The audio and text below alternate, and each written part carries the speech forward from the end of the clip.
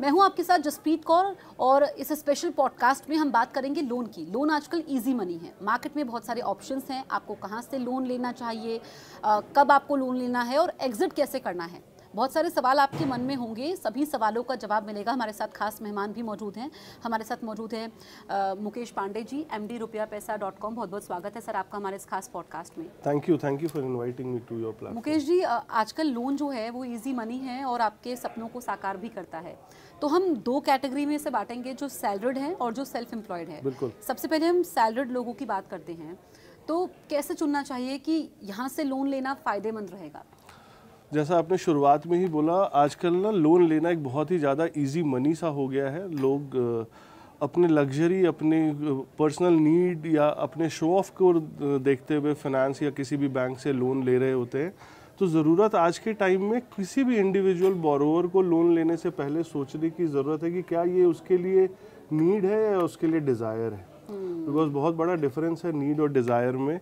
अगर आप ज़रूरतों के हिसाब से किसी भी तरीके से फाइनेंस ले रहे हैं, चाहे वो पर्सनल लोन हो, क्रेडिट कार्ड हो, आज लोगों की एस्पिरेशन है अच्छा घर हो, अच्छी गाड़ी हो, तो वो अपनी नीड बेस है और उनकी इनकम से अलाइंड है, तो फिर बुरा नहीं है। बिकॉज आई थिंक गवर्नमेंट ने और बैंक ने इन्हीं चीज़ों को ज़रूरत को पूरे करने के लिए EMIs है ना, वो आपके छोटे छोटे सपनों को साकार करती है। चाहे हम होम लोन की बात करें, कार लोन की बात करें, एजुकेशन लोन की बात करें, लेकिन कितने तक का, मतलब एक सैलरी आप बताइए कि इतनी सैलरी में जो है इतने तक का लोन लेना ठीक है, ये हम कैसे डिवाइड करेंगे? इसके लिए ना फाइनेंशियल लिटरेसी का होना बहुत ज़रूरी है। जो कि लैक रहा है हमारे एजुकेशन सिस्टम में पहले से।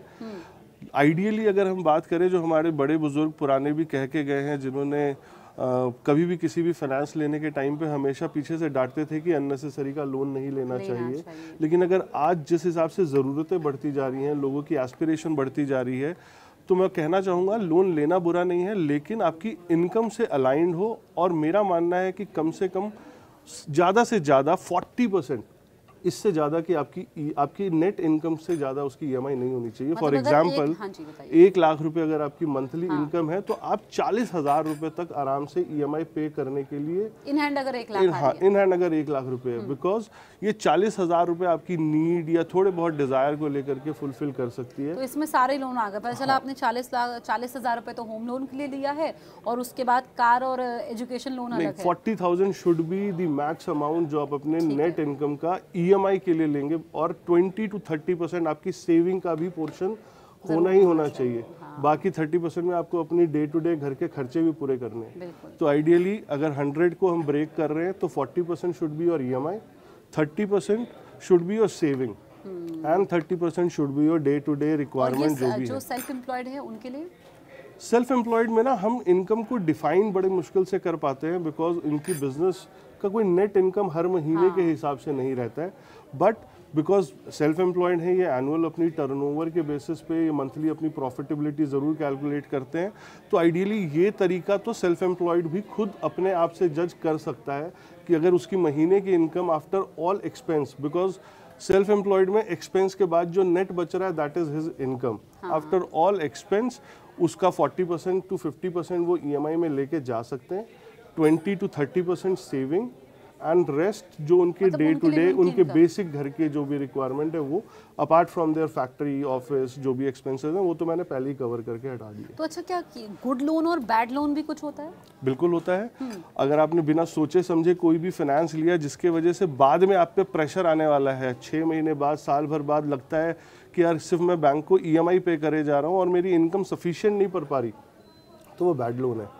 और अगर आपने प्लान्ड तरीके से फाइनेंस उठाया है, जिसके बाद चाहे आपने कोई इन्वेस्टमेंट करी है उस फाइनेंस से उठा के, बीट रियल स्टेट या किसी भी तरीके से, जहां इन्वेस्टमेंट से आपको बाद में कुछ पैसिव इनकम या प्रॉपर्टी की अप्रिसिएशन या इनकम की अप्रिसिएशन है, आप जिससे, अगर सेल्फ एम्प्लॉयड की बात करूं, जिससे बिजनेस आप ग्रो कर पा रहे हो, दैट इज गुड लोन। अगर सैलरीड में बात करो, जिससे आप अपनी सेविंग्स बढ़ा पा रहे हो, घर एक सपना था आपका लेना, एक बार में 1 करोड़ का घर नहीं ले सकते, लेकिन आज का लिया हुआ 1 करोड़ का घर अगले 2-3-4 साल में 1.5-2 करोड़ का हो गया, तो वो गुड लोन था उस टाइम पे आपका लिया हुआ। क्योंकि आजकल तो हम जैसे इतनी सारी ऐप्स अवेलेबल है जिसमें भी जाते हैं आपका होम लोन अप्रूव हो गया, पर्सनल लोन अप्रूव हो गया, मतलब बड़ा कंफ्यूजन भी रहता है कि इतनी आसानी से लोन मिल जा रहा है। ऐप के थ्रू जो पर्सनल लोन मिल रहा है ना, मैं उसको बिल्कुल एडवोकेट नहीं करता। बिकॉज क्या होता है कि अभी बात करते करते मेरे को कभी जरूरत लगी 5 लाख रुपए की रिक्वायरमेंट चाहिए और कोइंसिडेंटली मुझे वो ऐप दिख गया और मैंने 5 लाख रुपए इम्पल्सिव फिर सारे ऑफर्स वैसे ही आते हैं। वो 5 लाख रुपए ना मेरे ऊपर कब बर्डन बन जाएगा मुझे खुद ही नहीं पता चलेगा। मैंने सोचा कि यार चल 2 महीने में मैं इसको वापस कर दूंगा, 3 महीने में वापस कर दूंगा, लेकिन यहाँ से वो डेट ट्रैप शुरू होता है। एक लोन को उतारने के लिए दूसरा लोन, दूसरों को उतारने के लिए तीसरा, फिर क्रेडिट कार्ड की यूटिलाइजेशन, ये फिर एक ट्रैप में फंसना होता है। तो मैं कहता हूँ जब भी आपको लगे कि लोन की रिक्वायरमेंट है तो आप थोड़ा एक दिन विचार करें कि है तो क्यों है और इससे बाहर कब निकल पाओगे। सेल्फ एम्प्लॉयड के लिए तो मैंने एक बिल्कुल फ्रेमवर्क डिज़ाइन किया हुआ है। हम उनको एक पूरा वर्कबुक देते हैं जिसपे हमारा फ्रेमवर्क है, वेयर फ्रेमवर्क, जिसपे एक बारी टाइम्स ऑफ इंडिया में भी ये पब्लिश हुआ था किसी टाइम पे। सेल्फ एम्प्लॉयड के लिए स्पेशली कह रहा हूँ, बाकी ये सैलरीड में भी एप्लीकेबल हो सकता है। वेयर्स में W stand for why, you have to write down, लिखो आप कि why you need this loan, how you are going to raise this loan. आपको घर के लिए चाहिए, गाड़ी के लिए चाहिए, बिजनेस के लिए चाहिए, किसी भी चीज़ के लिए चाहिए, आप उसको पैसे को कैसे रेज करना चाह रहे हो। बिकॉज आज तकरीबन 70 से 80 या इससे ज़्यादा भी ऑप्शन हो सकते हैं फाइनेंस या लोन लेने के। तो how you want to raise this loan, किससे लेना है, मतलब बहुत सोच समझ करके आपको लोन लेना है। एग्जीक्यूशन, पैसा आते ही आपके अकाउंट में इंटरेस्ट का मीटर चालू है, आपको ये पैसा आते ही आप कहाँ पे लगाने वाले हो। And last to most important है ROI। इस पैसे से what ROI you are generating, return on investment. Bank को आप EMI पे कर रहे हो, इंटरेस्ट पे कर रहे हो, उनको पे करने के बाद आप क्या नेट बचा रहे हो, आपका क्या फायदा हो रहा है। तो अब इतने सारे ऑप्शंस है, किसमें रेट ऑफ इंटरेस्ट कम है, क्योंकि आप जाते हैं वो, ये तो मतलब आपने जैसे जिक्र किया कि इतने सारे इंस्टीट्यूशंस हैं जो आपको लोन देते हैं, तो कैसे तय करना है कि इसके पास जाना फायदेमंद रहेगा और इजीली एग्जिट हो पाएगा, रेट ऑफ इंटरेस्ट भी कम लगेगा। देखिए वो तो डिपेंड करता है कि रिक्वायरमेंट क्या है। अगर मैं प्रोडक्ट वाइज और सेगमेंट वाइज बांटूं तो सैलरीड के लिए आज क्या क्या ऑप्शन है। सबसे पहले जब कोई बंदा सैलरीड नौकरी करता है तो वो सबसे पहले एक क्रेडिट कार्ड लेता है या उसको क्रेडिट कार्ड के ऑफर्स आने शुरू होते हैं। क्रेडिट कार्ड एक वो प्रोडक्ट है जिसके आपके पास एक मनी है जिसका आपके पास पहले से डिफाइंड एक लिमिट सेट है, सपोज 1 लाख रुपए, लेकिन आपको वो 1 लाख रुपए यूटिलाइज कब करना है। आपकी पेमेंट सैलरी मान लो आपको आपकी 30 तारीख को आनी है और 20 तारीख तक आपके सैलरी खत्म हो चुकी है।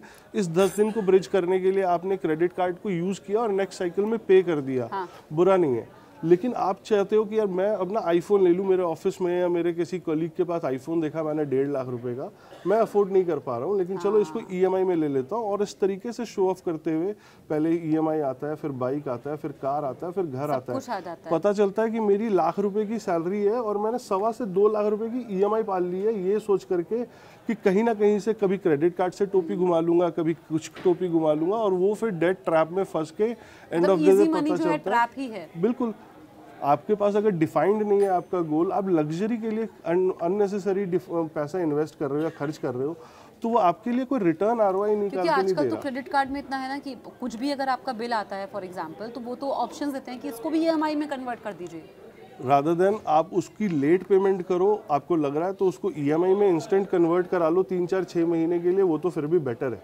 लेकिन एस्पिरेशन के चक्कर में ये होता है कि आज मैंने 1 लाख रुपए की पेमेंट करनी थी लेकिन मेरे पास पैसे कम थे, मैंने 5% का ऑप्शन बैंक ने मेरे को बोला यू जस्ट हैव टू पे 5%, आप यूज़ करो। वो 5% जो मिनिमम ड्यू अमाउंट जिसको कहते हैं, वो पेमेंट करते करते 6-8 महीने में पता चलता है तकरीबन 40% के ब्याज पे वो पैसा पड़ता है क्रेडिट कार्ड का, अगर आप सिर्फ मिनिमम ड्यू की पेमेंट करते हो। इसी तरीके से आपके फ्रेंड्स जा रहे थे कोई फॉरेन ट्रिप करने के लिए, आपका पॉकेट अलाउ नहीं कर रहा था, बट आपने पर्सनल लोन लेकर के वो फॉरेन ट्रिप स्पॉन्सर कर लिया, तो आपने इस तरीके से धीरे धीरे अपनी इनकम को स्क्वीज कर रहे हो और सेविंग के बारे में सोचा ही नहीं है। मेरे कई ऐसे भी नोन में है जिनकी इनकम महीने की 5 से 6 लाख रुपए है, लेकिन उनके पास अगले 6 महीने की सेविंग नहीं है कि अगर कल को भगवान ना करे किसी वजह से नौकरी चली जाए या कुछ भी हो जाए, तो वो जो अपनी लाइफस्टाइल जो मेंटेन कर रहे हैं वो क्या अगले 6 महीने बिना इनकम के मेंटेन कर पाएंगे? वो सेविंग भी नहीं है। जरूरी बातें आप बता रहे हैं और मुझे लगता है कि ये सबको ध्यान में रखना चाहिए, क्योंकि उसके बाद हम देखते हैं कि लोग ट्रैप में फंसते चले जाते हैं, फिर बाहर निकलने का कोई जरिया नहीं होता है। तो किन सिचुएशंस में पर्सनल लोन लेना चाहिए? पर्सनल लोन अपनी एजुकेशन को आगे फर्दर एजुकेशन को करने के लिए, घर में कोई शादी है सिस्टर की, आपकी खुद की, उसको फंड करने के लिए आप फाइनेंस लेना चाह रहे हो तो you can go for personal loan. बच्चों की एजुकेशन है उसके लिए आप ले सकते हो, लेकिन लग्जरी के हिसाब से मैंने जैसा पहले ही बता दिया लोन जो आपको, है बच्चों के एजुकेशन के लिए एजुकेशन लोन एजुकेशन लोन भी है और पर्सनल लोन भी है, बिकॉज कंपनी पर्सनल लोन में ना category A B C D करके पर्सनल लोन में तो इंटरेस्ट ज्यादा देना पड़ता है, लास्ट ऑप्शन होना चाहिए। वही मैं बोलने वाला था, क्योंकि पर्सनल लोन और एजुकेशन लोन में अब कोई ज्यादा डिफरेंस नहीं रह गया। डिपेंड करता है कि वो किस कंपनी में काम कर रहे हैं। कंपनी वाइज हर बैंक के अंदर में कंपनी की एक कैटेगराइजेशन की गई है, category A B C D करके। कैटेगरी ए वो जो फॉर्च्यून 500 अच्छी बड़ी कंपनीज हैं, जहाँ पे अगर कोई अच्छे सीनियर लेवल पे काम कर रहा है तो वो 10.5-11% पे भी फाइनेंस या फंड पर्सनल लोन अवेलेबल कर सकता है। कैटेगरी डी जो नॉर्मल किसी भी प्राइवेट लिमिटेड या छोटी कंपनीज में काम कर रहे हैं, उनको अगर फाइनेंस की रिक्वायरमेंट होती है तो वो डी कैटेगरी में आते हैं और उनके लिए फिर 17 से 20% तक की फाइनेंस अवेलेबल रहती है। तो वो डिपेंड करता है वो किस कंपनी में या किस कैटेगरी में उसकी कंपनी फॉल कर रही है। ठीक है, तो अच्छा अब इसमें ये भी होता है कि क्या गवर्नमेंट बैंक से लेना चाहिए? देखिए, वैसे तो दोनों बैंक जो हैं वो आरबीआई से गवर्न हैं।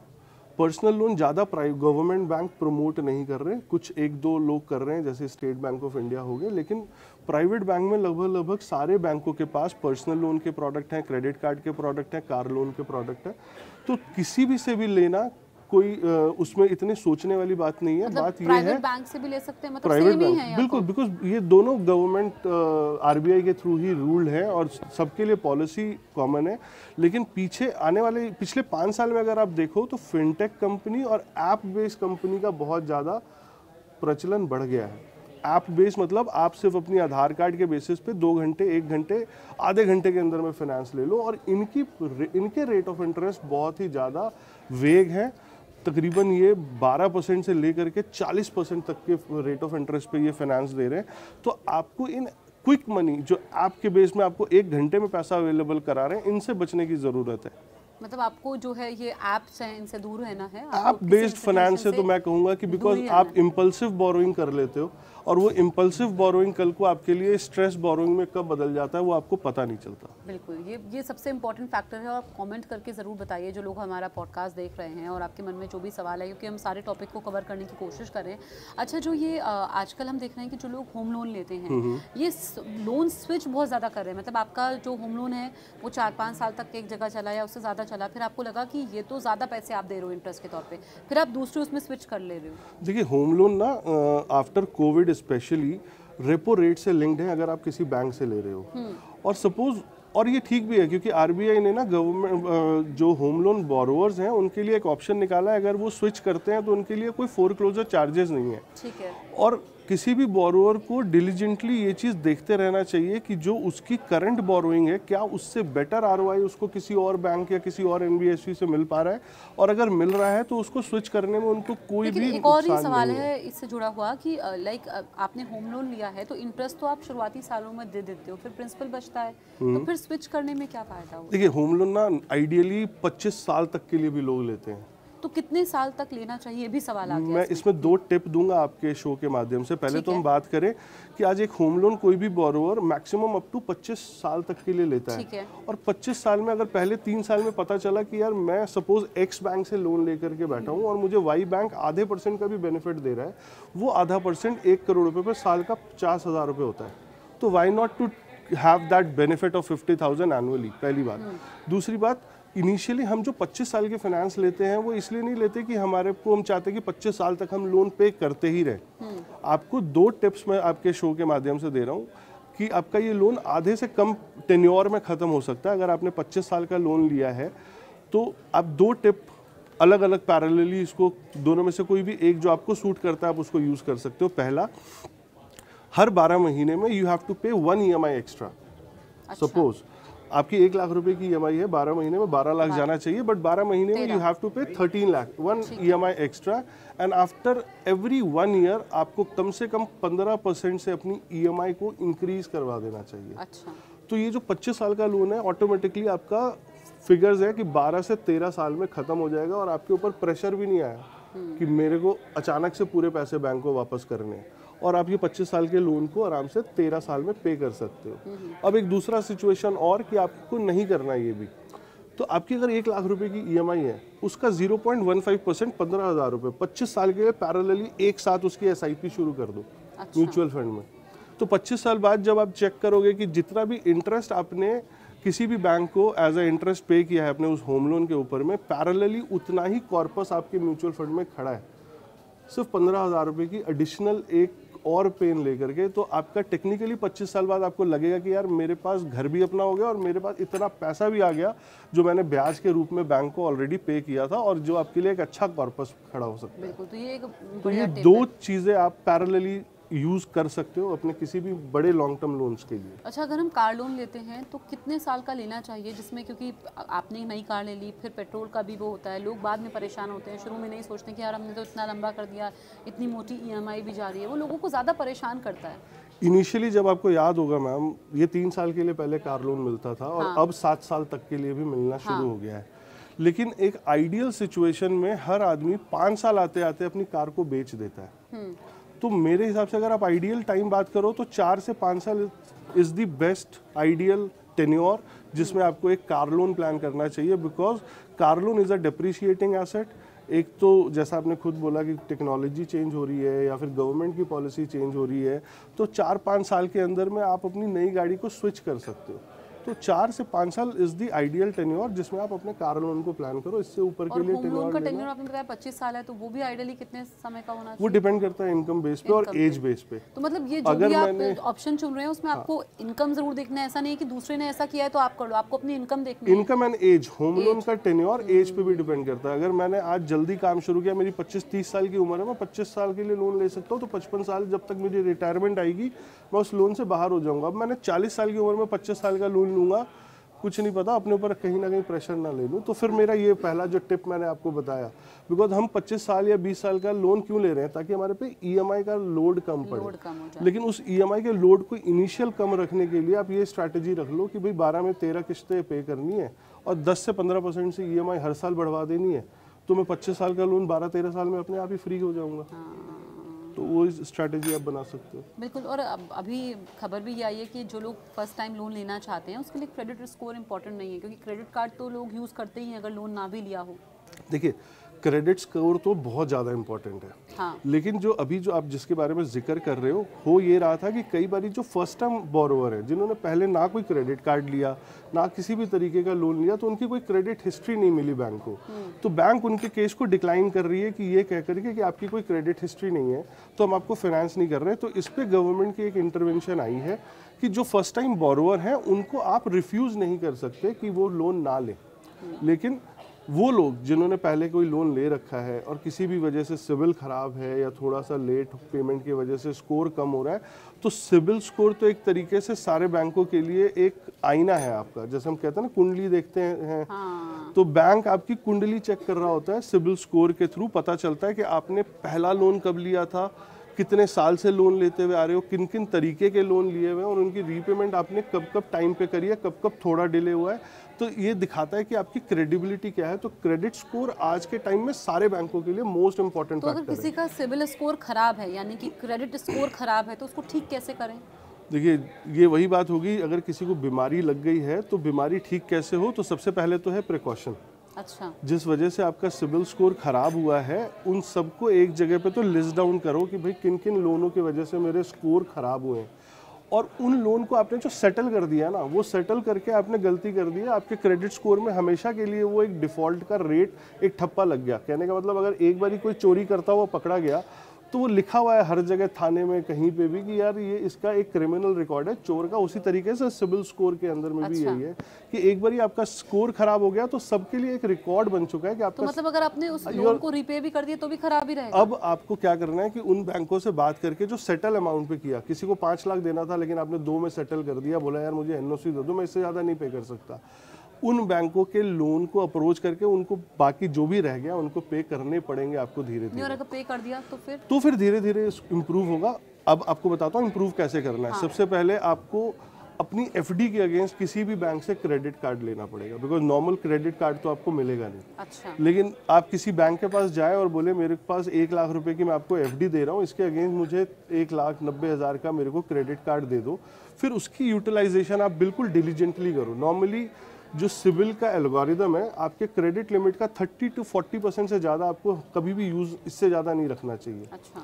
अगर आपकी 1 लाख रुपए की क्रेडिट कार्ड है तो आप 30 से 40 हज़ार रुपये हर महीना यूटिलाइज करो, ड्यू डेट से 2 दिन 4 दिन पहले पेमेंट कर दो, तो बैंक या जिससे भी आपने कार्ड लिया वो आपको खुद एक ऑफर करना शुरू कर देंगे कि सर आप इसके अगेंस्ट कुछ छोटे मोटे लोन ले सकते हो, चाहे आप कोई मोबाइल का लोन लो, बाइक का लोन लो। फिर धीरे धीरे वो लिया हुआ लोन और उसका पे किया हुआ टाइमली रीपेमेंट आपके स्कोर को धीरे धीरे ठीक करेगा। बट धीरे धीरे मैं कह रहा हूँ कि अगर आपने आज से शुरुआत करी अपने क्रेडिट पुराने स्कोर को ठीक करना, तो साल से 2 साल लग सकता है कि जब दोबारा आपका स्कोर 750 से 750 के बीच आ पाए।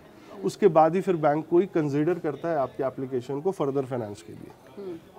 ये बहुत ज़रूरी बात है आप बता रहे हैं। कुछ आपके मन में सवाल हैं जो पॉडकास्ट देख रहे हैं, हमें हमसे सवाल आप ज़रूर कर सकते हैं। अच्छा सर ये बताइए कि आजकल जब आपने बताया कि हर ऐप पे हमें नहीं जाना है, लेकिन जब भी कोई इंसान जो आम लोग हैं लोन लेने की सोच रहे हैं, या कई बार पैसा होता है तो वो इसलिए भी लेते हैं कि भाई आप एक मुश्त पैसा कहीं पे लगा रहे हैं, उससे बेटर है कि आप लोन ले रहे हैं, EMI दे रहे हैं, तो ये भी ठीक है। देखिए मैंने बताया ना कि वो कोई बुरा नहीं है। जैसे अगर मैंने घर लेना है आज 1 करोड़ रुपए का, मेरे पास अगर 1 करोड़ रुपए है तब भी मैं अगर बैंक से फाइनेंस लेकर के 1 करोड़ रुपए ले रहा हूँ तो मुझे कोई दिक्कत नहीं है। मैंने 2 चीज़ों पे मेरे को मेन चीज़ें ध्यान देनी है। एक तो मैं अपनी इनकम के 40% से ज़्यादा लोन नहीं ले रहा। दूसरी बात, मैं जितनी भी आज की EMI ले रहा हूँ अगले 6 महीने क्या मेरे पास बिना किसी काम धंधे के उसको पे करने की कैपेसिटी है।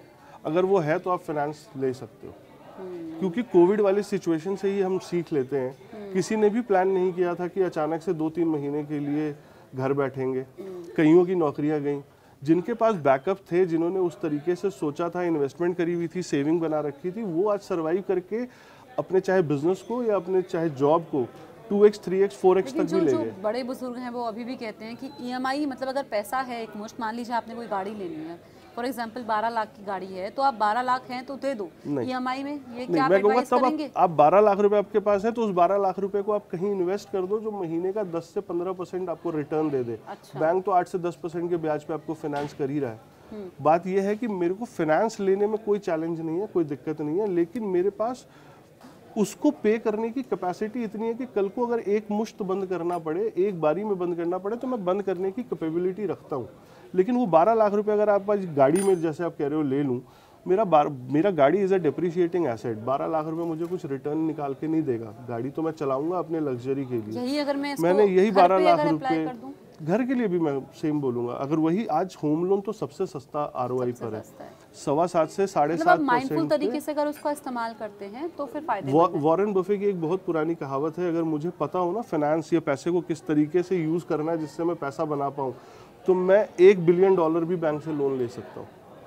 और आज जितने भी स्मार्ट बोरोवर हैं, चाहे जितने भी, ऐसा नहीं है आपके आसपास में बैंकों में हर जगह पे ऐसे भी लोग हैं जिन्होंने पैसे से पैसा बनाया। और बड़े बुजुर्ग ये भी तो कह के गए हैं कि पैसे से पैसा बनता है। हाँ, मतलब तो आपने कहीं रख दिया और उसको फिर आप 20 साल बाद सोच रहे हैं कि आज के 2 लाख है वो उतना नहीं। तो लोन लेने में मैंने बताया ना, लोन लेना बुरा नहीं है। लोन ले रहे हो शो ऑफ के लिए, आपकी कैपेसिटी नहीं है, तो लेकिन आपको करना चाहिए। दिखाना मतलब कितने साल बाद जो है लोन को क्लोज करना अगर पैसा आ जाए, या आपको लग रहा है? मैंने बताया आप 25 साल का लोन लो, मेरे टिप्स अपनाओ, 12 साल में फिनिश कर लो। कार लोन 4 साल के लिए लो, मतलब 4 साल 5 साल फिर आपको देना ही नहीं है, जो कुछ भी नहीं करना आपको, आप आराम से उससे एग्जिट हो सकते हो। बिजनेस के लिए अगर आप फाइनेंस ले रहे हो, कोई भी बिजनेसमैन के लिए आज बहुत बड़ा चैलेंज ये रहता है कि उनके पास इजीली अवेलेबल फाइनेंस नहीं हो रहा होता।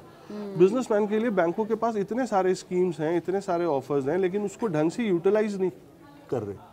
आपके पास कोई प्रॉपर्टी पड़ी है और आपके पास पोटेंशियल है कि आप अपने बिजनेस को मल्टीफुल टर्नओवर बढ़ा सकते हो, तो लोन अगेंस्ट प्रॉपर्टी बैंक के पास सबसे अच्छा प्रोडक्ट है, जो 8.5 से 9% साल के ब्याज पे पैसा मिल जाता है। और आज कोई भी बिजनेसमैन फॉर एग्जांपल 1 करोड़ रुपए लेगा और साल में 5 बारी भी उस पैसे को घुमाया पाएगा, तो 5 करोड़ रुपए की टर्नओवर ऐड कर दी उस 1 करोड़ रुपए से, बैंक को साल के 8 लाख रुपए ब्याज दे भी दिए और 10% के मार्जिन पे भी काम कर रहा है, तो 40 लाख रुपए वो अपने बिजनेस में री इन्वेस्ट कर रहा है, पैसा बचा करके अपने ही पैसे से। प्रॉपर्टी का जो कागज है वो घर पे पड़ा हुआ क्या ही दे रहा है। इससे अच्छा बैंक को आपने दे करके उसको यूटिलाइज किया और अपने बिजनेस को स्केल किया। आज बड़े से बड़े कॉर्पोरेट एमएसएमईज क्या कर रहे हैं, पैसे को लिवरेज कर पा रहे हैं बिकॉज उनके पास आइडिया है, नॉलेज है कि पैसे से पैसा कैसे बनाना है। बैंकों के पास अनसिक्योर्ड प्रोडक्ट है जिसमें 15 करोड़ रुपए तक की फंडिंग बैंक आपको अरेंज करके दे देता तो है। आप जो ये ऐसे लोन की सोच रहे हैं, आप बिजनेस शुरू करना चाहते हैं, उनको ज़रूरत है, तो उनको आप क्या खास टिप्स देना चाहेंगे इस पॉडकास्ट के जरिए? देखिए, कोई भी बिजनेसमैन, उनको पहले तो दो चीज़ें हम बात करेंगे। अगर बात करते करते आपस में अगर हम डिस्कस कर रहे हैं यार लोन लेना चाहिए, मतलब you are looking for an opportunity कि यार वो लोन लेना चाहिए, इस पैसे से मैं अपने बिजनेस को स्केल कर पाऊंगा, तो you can go for a loan. और बात करते करते लगेगा यार कि अब लोन लेना पड़ेगा, मतलब मैं पिछले ऑलरेडी स्ट्रेस में हूँ, उस स्ट्रेस से बाहर निकलने के लिए मेरे को एक और लोन लेना चाहिए, तो ये अलार्म है धीरे धीरे आपके डेट ट्रैप में फंसने का। तो ये दो सोच है। आपको सोचना ये है कि जब आप फाइनेंस लेने का प्लान कर रहे हो तो आपका माइंडसेट या आपके दिमाग, आपकी टीम के साथ जो डिस्कशन हो रही है वो किस तरीके का वर्ड यूज़ कर रहे हो। आपको चाहिए कि एक्सपेंशन की अपॉर्चुनिटीज़ हैं। इंडिया वैसे भी 2047 तक हम कह रहे हैं ग्लोबल इकोनॉमी बनने वाले हैं, तो इसमें सबसे बड़ा रोल एक एमएसएमई प्ले कर रहा है। एमएसएमई के लिए बहुत ज़्यादा अपॉर्चुनिटीज़ हैं। उन अपॉर्चुनिटीज़ को एनकैश करने के लिए फाइनेंस लेना है, अपने बिजनेस को स्केल करने के लिए फाइनेंस लेना है, तो it is a good time to go for a loan.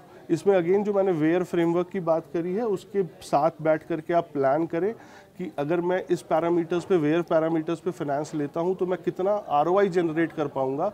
Ideally मेरा कहना है अगर बैंक को आप साल का 10 लाख रुपए ब्याज दे रहे हो तो आप 30 से 40 लाख रुपए नहीं कमा रहे, तो आपको वो फाइनेंस या वो लोन लेने की ज़रूरत ही नहीं है किसी भी बिजनेस को। ठीक है।